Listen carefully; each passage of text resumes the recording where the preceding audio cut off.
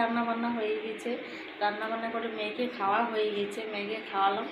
আর এখনও husband duty থেকে আসেনি, ওই জন্য হচ্ছে ওর খাওয়া হয়নি, আমি বাকি আছি, আমরা দুজন, বাকি সবার খাওয়া হয়ে গেছে। আর কি কি রান্না হয়েছে আজকে আমি দেখো, ঠিক আছে?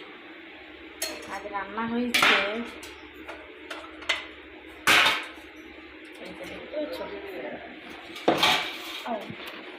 কুমড়োর তরকারি, এই যে কুমড়োর তরকারি হয়েছে, একটু গরম আছে।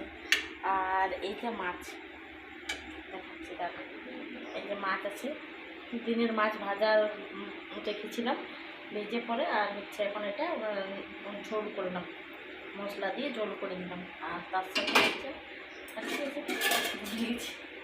এটাতে হচ্ছে আলু মাখা আছে, যে আলু মাখলাম কেন হচ্ছে বলো তো, কারণ হচ্ছে আজকে রুটি খাবো না, ভাত খাবো, ওই কারণে আজকে আমি গরম গরম ভাত করেছি।